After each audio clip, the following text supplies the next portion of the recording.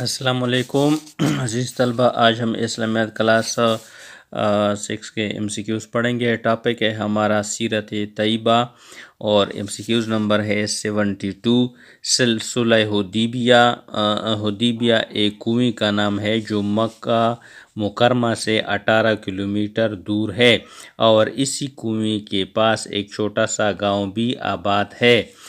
MCQs number 73 ہے۔ حضرت محمد صلی اللہ علیہ وسلم اور مشرکین مکہ کے درمیان اس مقام پر ایک معاہدہ ہوا تھا جو صلح حدیبیہ کے نام سے مشہور ہے۔ MCQs نمبر 74 ہے۔ ہجرت کے چھٹے سال حضرت محمد صلی اللہ علیہ وسلم عمرے کے لیے آئے تھے اور تقریباً 1500 صحابہ کرام رضی اللہ بھی ساتھ تھے، لیکن بغیر عمرہ کے چلے گئے تھے۔ MCQs نمبر 75 ہے۔ صلح حدیبیہ کے موقع پر حضرت عثمان رضی اللہ تعالیٰ عنہ کو حضرت محمد صلی اللہ علیہ وسلم نے سفیر بنا کر بھیجا۔ MCQs number 76۔ صلح حدیبیہ کے موقع پر جب حضرت عثمان رضی اللہ تعالیٰ عنہ کو قریش مکہ نے روک دیا تو مسلمانوں تک یہ افواہ پہنچی کہ حضرت عثمان رضی اللہ تعالیٰ عنہ کو شہید کر دیا گیا، تو حضرت محمد صلی اللہ علیہ وسلم نے سب صحابہ سے حضرت عثمان رضی اللہ کی شہادت کا بدلہ لینے کے لیے بیعت لیا، جسے بیعت رضوان کہتے ہیں۔ امپورٹنٹ ون ہے۔ MCQs نمبر 77 ہے۔ بیعت رضوان کی ڈر سے مشرکین نے سہیل بن عمرو کو حضرت محمد صلی اللہ علیہ وسلم کے پاس صلح کے لیے بھیج دیا تھا۔ MCQs number 78۔ صلح حدیبیہ کی پہلی شرط یہ تھی کہ مسلمان بیت اللہ کی زیارت کے بغیر واپس چلے جائیں گے اور اگلے سال صرف 3 دن مکہ میں قیام کریں گے۔ MCQs number 79۔ صلح حدیبیہ کا معاہدہ 10 سال کے لیے تھا۔ MCQs number 80۔ صلح حدیبیہ کے دوران ابو جندل رضی اللہ تعالیٰ عنہ مسلمان ہو گئے تھے۔ MCQs نمبر 81 ہے۔ صلح حدیبیہ کے مطابق حضرت محمد صلی اللہ علیہ وسلم نے اگلے سال صحابہ کرام کے ساتھ عمرہ ادا کیا۔ MCQs نمبر 82 ہے۔ صلح حدیبیہ کو قرآن مجید میں فتح مبین قرار دیا ہے۔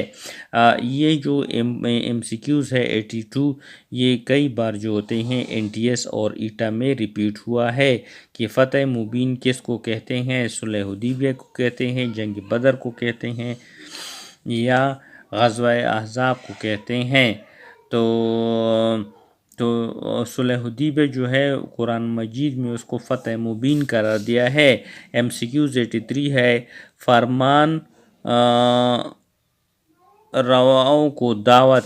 حضرت محمد صلی اللہ علیہ وسلم نے شاہ ہرقل کے نام پہلا مراسلہ اپنے سفیر وحیہ کلبی رضی اللہ عنہ کے ہاتھ بھیجا تھا۔ شاہ ہرقل قوم کی بغاوت کی وجہ سے ایمان نہ لائے۔ MCQs نمبر 84 ہے۔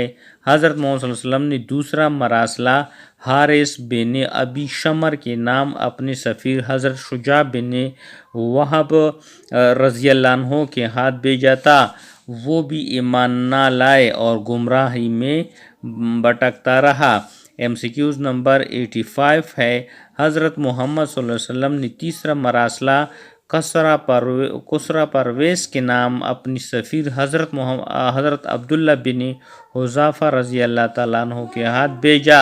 اس نے مراسلے میں پہلے اللہ اور اس کا رسول کا نام دے کے بعد مراسلہ پاڑ دیا۔ حضرت محمد صلی اللہ علیہ وسلم نے اس کے لیے بددعا کی اور اس کو اپنے بیٹے شیرویہ نے قتل کر دیا۔ MCQs نمبر 86 ہے۔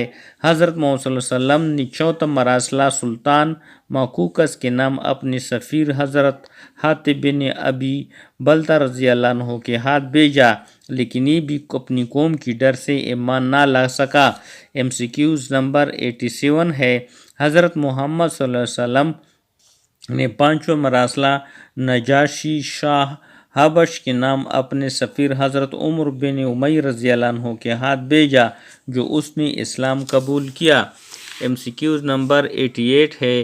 حضرت محمد صلی اللہ علیہ وسلم نے چھٹا مراسلہ حوزہ بن علی حنفی کے نام اپنے سفیر حضرت خالد بن عمر رضی اللہ تعالیٰ عنہ کے ہاتھ بھیجا لیکن یہ اسلام قبول نہ کر سکا۔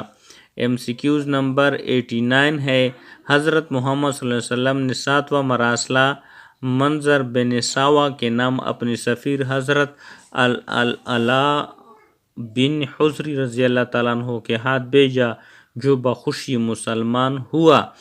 آگے غزوہ بدر ہے، سن 7 ہجری کی واقعات ہیں، وہ ہم اسی کے ساتھ ہی پڑھتے ہیں۔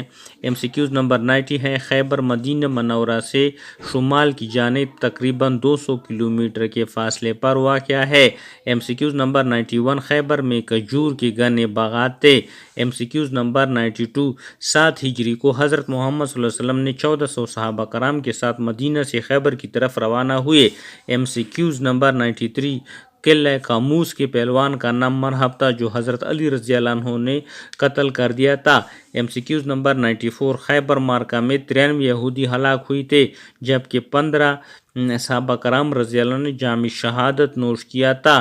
MCQs نمبر 95، یہودیوں کا سب سے اہم قلعہ قاموس تھا اور یہ پہلوان مرحب کے کنٹرول میں تھا۔ MCQs نمبر 96، خیبر معرکہ کے دوران یہودیوں نے سامان جنگ قلعہ نام میں جمع کیا ہوا تھا۔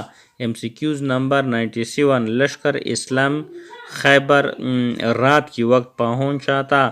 آگے معروض سوالات ہیں وہ کل پڑھیں گے۔